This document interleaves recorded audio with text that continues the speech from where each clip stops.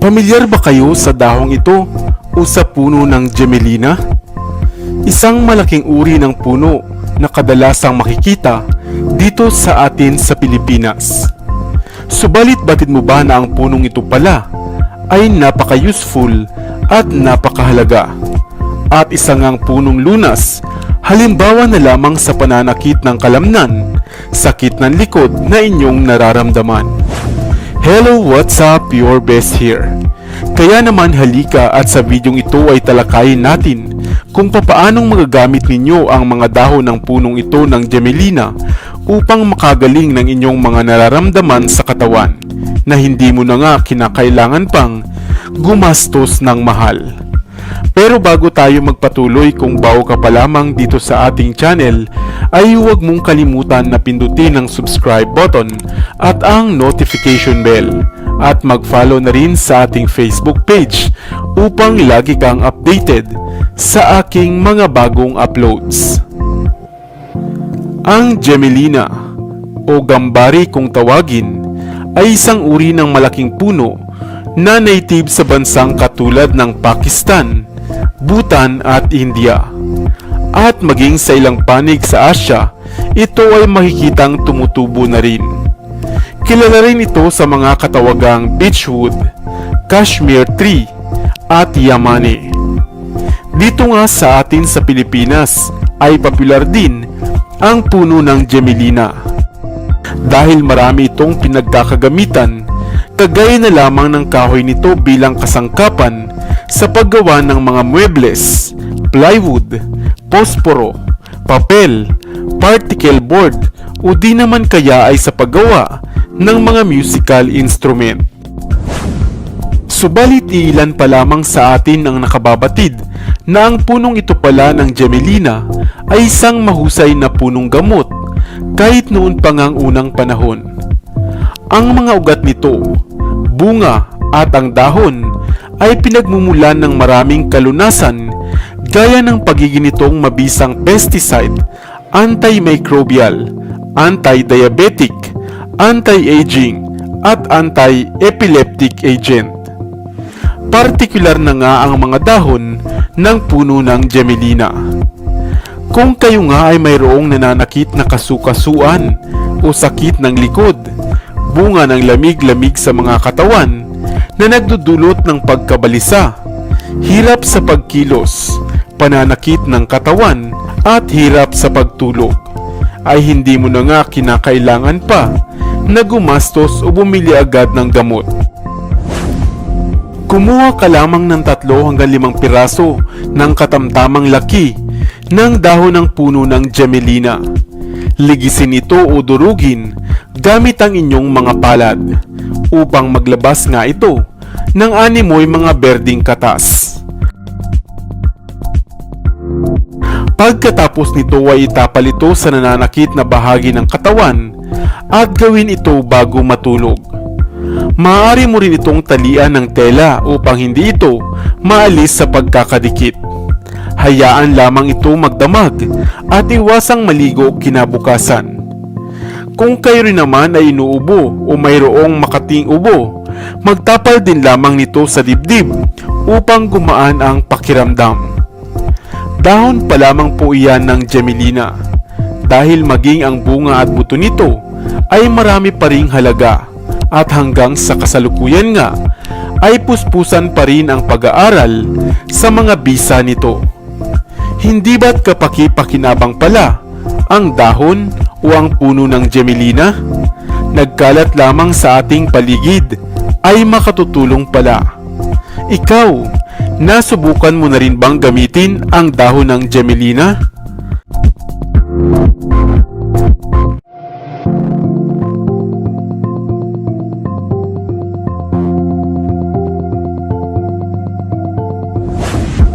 Malalapad na dahon, malalaking puno, at pangkaraniwang halaman lamang dito sa atin sa Pilipinas. Subalit ilan pa lamang ang nakababatid na maging ang punong ito pala ay sadyang maraming benepisyo at mga gamit. Hello, what's up? Your best here. Sa videong ito ay ating alamin kung saan-saan mo nga ba maaaring gamitin ang punong ito na madalas ginagawa lamang panggatong ang mga sanga. Malaking puno at naglalaparang mga dahon, ganyan kung ilalarawan ang puno ng Macaranga tanarius o mas kilalangan natin sa katawagang binunga tree. Tinatawag din itong himinday sa Bicol, biluan sa Pampanga, at alungabo naman sa Baguio. Maaaring nakita mo na din ang punong ito dahil pangkaraniwan na lamang itong tumutubo dito sa atin sa Pilipinas. Ang mga dahon nito ay may hugis na peltate o oblong ovate, habang mayroong mahabang mga tangkay. Ayon sa pag-aaral, ikinukonsidera ang puno ng binunga bilang isang emetic, anti-dysenteric, antioxidant at antibacterial.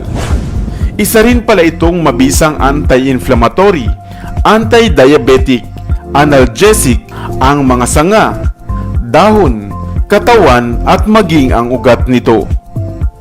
Ang dahon at katawan nga nito ay mainam pala sa paggawa ng alak o ng tinatawag na basi. Ang bunga naman nito ay inihahalo pala sa palm juice upang gamitin sa paggawa ng magandang klase ng asukal. Sa ibang lugar naman ay pinakukuluan ang mga dahon at ugat nito at gamit pala sa mayroong disenterya. Pinakukuluan din ang dahon nito o ang ugat upang mawala ang ubo at panlunas pala sa palaging sumasakit ang tiyan. Samantalang sa bansang Thailand ay ginagamit na pantapal pala sa sugat ang batang dahon nito. Samantalang ang mga dagta na buhat naman sa katawan ng puno ng binunga ay gamit pala na pandikit sa mga ginagawang gitara at instrumento. Ang mga katawan at sanga naman nito ay karaniwang ginagamit sa paggawa ng bubong o kaya ay sa pagbuo ng bahay. Samantalang ang malalambot naman itong mga ubod ay sinasangkap pala sa paggawa ng mga plywood at mga particle board. Kaya naman kahit pala ang isang simpleng punong kagaya nito na binunga ay marami ding pakinabang. Hindi lamang pala isang mainam na panggatong sa pagluluto, ay mainam din palang halamang panlunas. Ikaw, nakita mo na rin ba ang punong ito sa inyong lugar? Ano naman ang tawag nito sa inyo?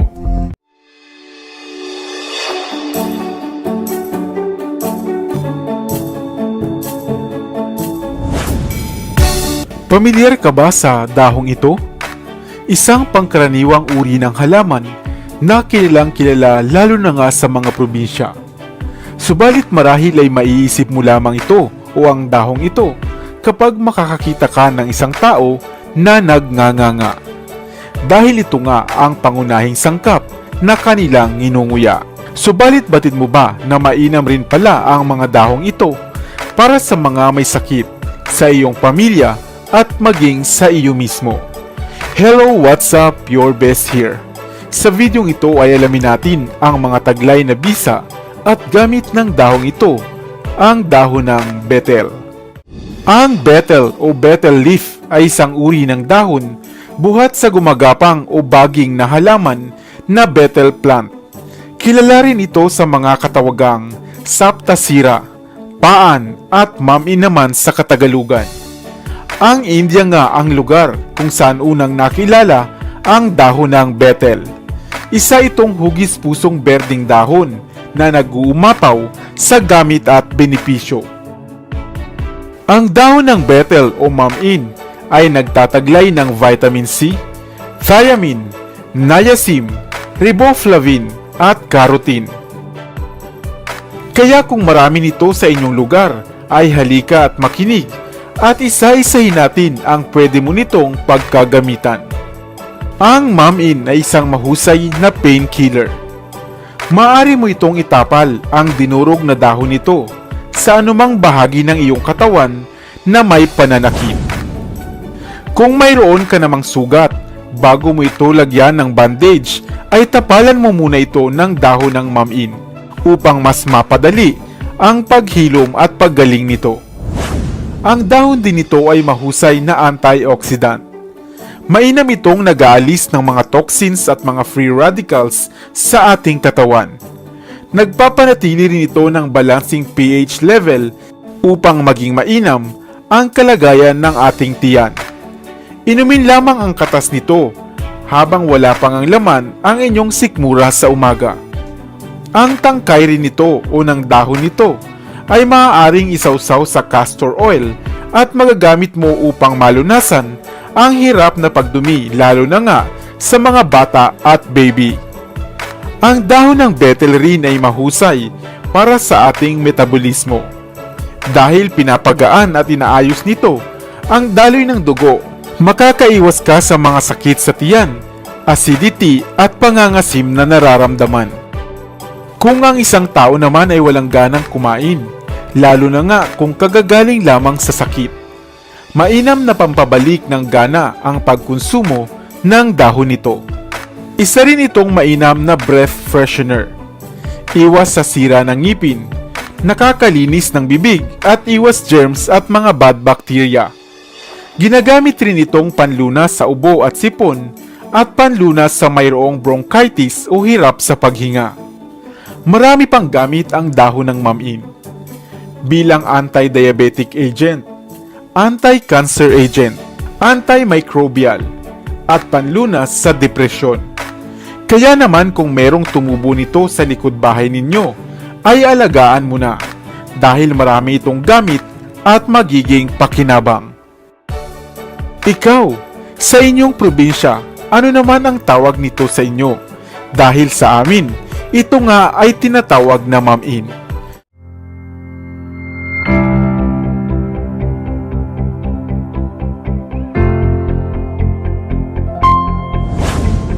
Napansin mo na rin ba ito sa inyong kuko? O baka may kakilala kayo na nagtataglay ng kakaibang korte o hilatsa ng kuko na katulad nito? Kung inaakala mo na ito ay maaaring normal nga lamang, ay halika dahil nakababahala pala kung mayroon ka ng klase ng kuko na ating pag-uusapan. Hello, what's up? Your best here. Sa videong ito ay ating alamin kung ano-ano nga ba ang mga sanhi, dahilan at kondisyong kaugnay ng ganitong hitsura ng mga kuko. Dahil baka hindi ka nga aware at ito nga ay binabaliwala mo. Ano nga ba ang kondisyong ito na nagaganap sa ating mga kamay, partikular na nga sa ating mga kuko? Mga kuko na tumutupi paitaas sa halip na paibaba o outward curl. Ito nga ang kondisyon sa kuko na kung tawagin ay koilonesia o spoon nails na maaaring makita sa mga kuko sa kamay at sa paa. Ito ay kapag ang ating mga kuko sa daliri ay bumabaliktad ang tubo na animo spoon o kutsarita at maaaring mo nang lagyan ng ilang patak ng tubig o likido sa ibabaw nito. Ang salitang koilonesia ay isang Greek na terminolohiya na ang ibig ngang sabihin ay malalim.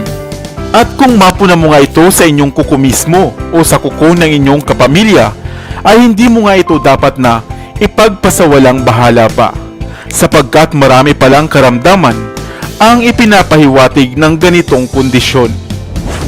Ang pagkakaroon ng spoon nails ay kadalasang sanhi ng pagkakaroon ng iron deficiency o ng anemia. Maaari rin kayong makaranas ng madaliang pagkapagod, pamumutla at hirap sa paghinga kung meron kayo ng spoon nails. Batid mo ba na ang ganitong kondisyon ng kuko ay maaaring sintomas ng mga karamdamang maaaring meron kayo, katulad ng celiac disease, diabetes, sakit sa puso, lupus, malnutrisyon, psoriasis at protein deficiency. Ayon nga sa pag-aaral, maaaring mamana sa magulang ang kondisyong kagaya nito. Maaari ding bunga ng environmental factors katulad ng labis na malamig na panahon. Mayroon ding ibang tala na ito ay maaaring nagiging bunga ng manual labor o panganganak. Ang mga tao rin na madalas expose sa mga petroleum-based products ay maaaring magkaroon sa kuko nito. Kaya naman, kapag meron ka nga ng ganitong kuko, ay mainam na kumonsulta agad sa inyong doktor upang mas malaman nga ang maaaring sanhi nito. Kadalasang nireresetahan ng mga iron supplements at dietary changes ang mga pasyente na mayroon nito. Subalit mainam din na kumain ng mga pagkaing mayaman sa iron katulad ng red meat, pork, poultry, seafoods, beans at ilang mga dried fruits kagaya ng raisins at apricots. At higit sa lahat, ay ingatan at alagaan ang inyong sarili dahil ang kalusugan nga ay isang kayamanan. Ikaw ba, mayroon ka rin bang napansing kagaya ng kondisyong ito sa inyong kuko o meron kang kakilala? Napansin mo na rin ba ito sa iyong mga kuko? Isang maliit na espasyo na makikita kapag pinagdaop o pinagdikit ang mga daliri. Kung wala ka nga nito, ay magtaka ka na sapagkat ito ay isang malinaw na indikasyon ng problema sa iyong mga internal organs. Hello, what's up? Your best here. Sa videong ito ay alamin ang nakakagulat na kahulugan kung wala ka ngang espasyo o maliit na uwang sa pagitan ng iyong mga kuko sa daliri. Ang kamay natin ay isang napakahalagang parte ng ating katawan na madalas nga nating ginagamit. Bahagi ng katawan na simula umaga pa lamang hanggang sa gabi ay hindi na tumitigil sa kakatrabaho. Subalit minsan ba ay natingnan mo na ito o napagmasdang mabuti ang iyong mga palad at mga daliri? At naitanong mo ba kung gaano na nga ba ito kapagod at gaano na nga ba ito kagamit na gamit?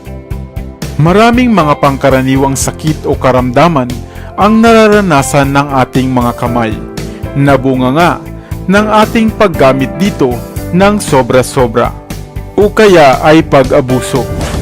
Kabilang na nga riyan ang arthritis, triggered finger, ganglion cyst at ang mga pangkaraniwang pasma o panginginig. Subalit batin mo ba na mayroon pa palang isang klase ng indikasyon o palatandaan na sa kamay mo lamang o sa kamay lang natin makikita, na isang indikasyon o palatandaan na ikaw ay mayroong sakit na dapat bigyan ng pansin. Ito ay sa iyong mga kuko. Obserbahang mabuti ang iyong sariling kamay. Pagdikitin ang mga kuko sa iyong hinpalasingsingan o pang-apat na daliri. Sipatin ang pagitan nito, sapagkat marapat na ito ay mayroong maliit na 6 hugis diamanteng espasyo. Dahil kung wala ka nga nito, ikaw ay nagtataglay ng clubbing finger, isang kondisyon ng mga daliri sa kamay at sa paa na bunga ng pamamaga ng mga nail bed o terminal phalanges. Ito ay isang maaaring sintomas o stage na ikaw ay mayroong dinaramdam na pulmonary diseases, resultant hypoxia, lung cancer, liver disorder, dysentery, problema sa gastrointestinal tract at maaaring sakit sa puso. Bagaman ang pagkakaroon ng club finger ay hindi naman seryosong bagay, subalit ang mga sakit na maaari nitong kaugnay sa iyong katawan ang dapat mo ngang bigyan ng pansin at maagapan. Sa pamamagitan nga ng pagkonsulta sa inyong doktor ay mas maagapan ang maaaring mas malala mo pang maging kalagayan. Sa tulong ng pulse oximeter, blood test, x-ray, ECG, CT scan o ultrasound ay maaaring makita ang totoong kalagayan at kondisyon ng inyong katawan. At upang ito ay mas maagang maagapan. Kaya alagaan natin ang ating katawan, kumain ng wasto at masustansya at sabayan ng sapat na pahinga. Sana ay may bago kang natutunan sa videong ito. Iwan ka naman ng comment sa comment section sa ibaba. I-like at i-share mo na rin para naman sa kaalaman ng iba.